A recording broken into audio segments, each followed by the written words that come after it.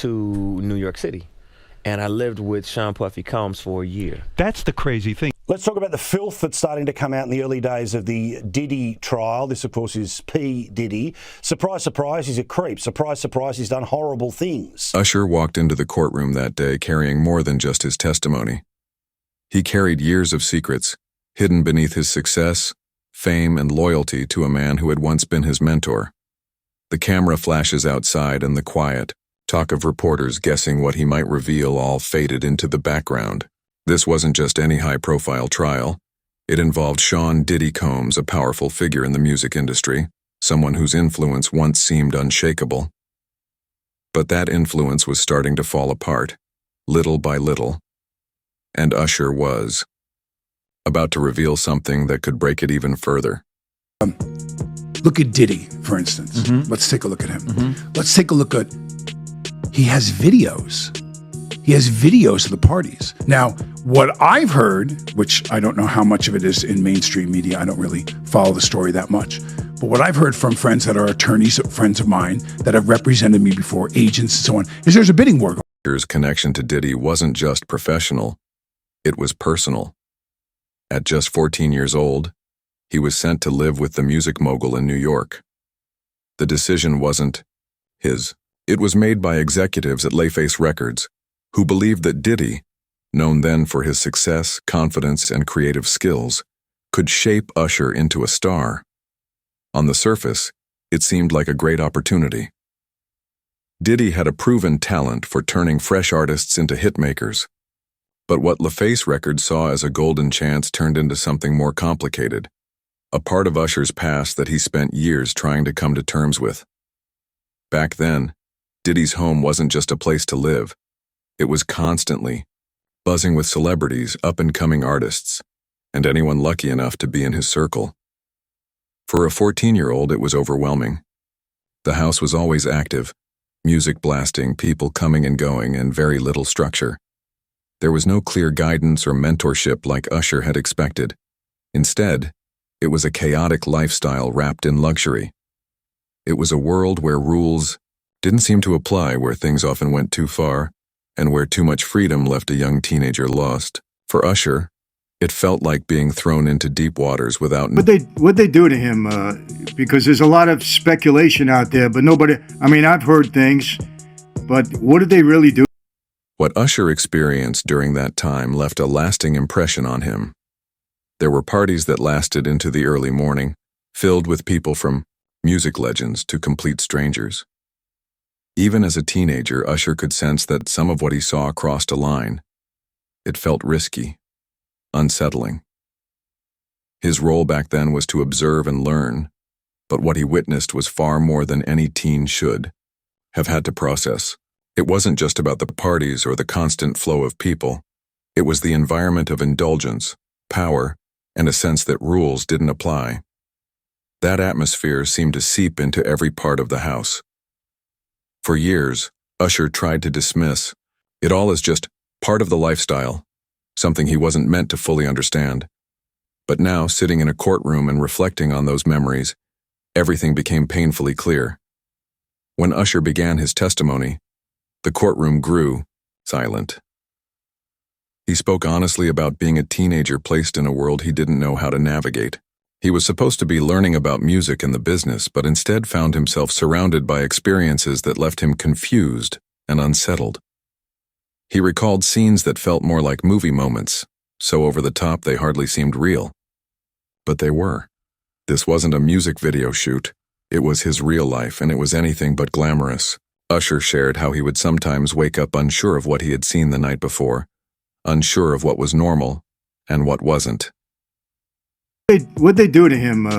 Because there's a lot of speculation out there, but nobody... I mean, I've heard things, but what did they really do to him?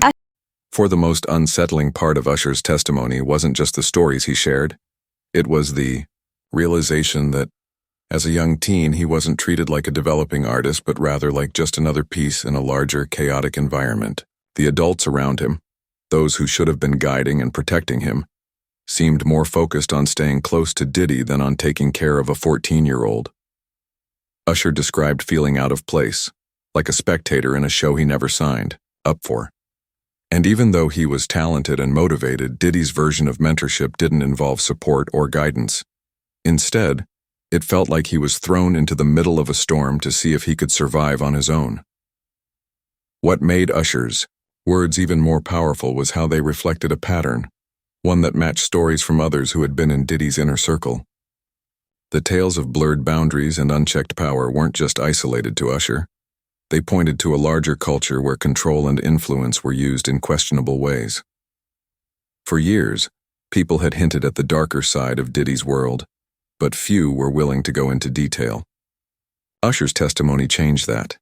It gave those quiet rumors a voice, a face, and a clear story that couldn't be ignored. Testimony also raised serious questions about the choices made by those who had sent him into that environment to begin with.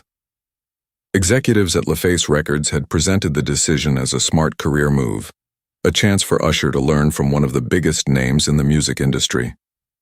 But looking back, the situation seemed far more complicated. Did they really understand the environment they were placing him in? Did they ignore rumors? Or were they so impressed by Diddy's success that they overlooked any red flags? These questions hung in the air during the trial. They weren't spoken outright, but they were hard to ignore. Tension in the courtroom grew when Usher was asked to explain what he meant by the wild and curious things he had seen. He paused, choosing his words carefully, and described an unpredictable atmosphere that left him constantly uneasy. It wasn't just the parties or late nights, it was the unspoken rules, the feeling that something was always just beneath the surface. It became clear that this wasn't only about music or mentorship. Usher didn't reveal every detail, staying composed even as the defense tried to discredit him. They pointed to past interviews where he had spoken highly of Diddy, shared his appreciation for the mentorship, and acknowledged how the experience had shaped him as an artist. But Usher stood firm. He admitted that he had once admired Diddy, even viewed him as an older brother, but time had given him a new perspective. What once seemed like opportunity now felt more like exposure to something unhealthy. Then came the moment that would echo far beyond the courtroom. When asked directly if he believed Diddy had crossed a line, Usher answered without hesitation. "Yes," he said, his voice steady but emotional. It wasn't just an answer, it was a turning point, a clear and honest statement that marked the end of a long-held silence. For years he had carried those memories quietly. Now, he was sharing them with the world. Interview 6A's. Usher stepped down from the witness stand. The courtroom stayed silent.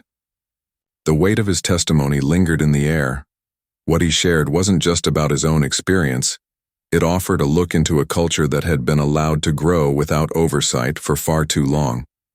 When the courtroom doors opened, letting in the light of day, it became clear that Usher's words were only the start. His testimony had opened the door to deeper questions about Diddy's world, questions that were becoming harder to ignore. And just when it seemed like Usher had revealed everything, a more troubling picture began to emerge. Because this wasn't just about Usher. Yes, he was the first to speak openly in such a public setting, but his words paved the way for others to come forward with similar stories. What became obvious almost immediately was that Usher's experience wasn't unique. It wasn't a one-time situation. It followed a pattern of control, unchecked influence, and blurred boundaries that seemed to stretch far beyond just one relationship. His story was more than personal. It was a reflection of something bigger, something systemic.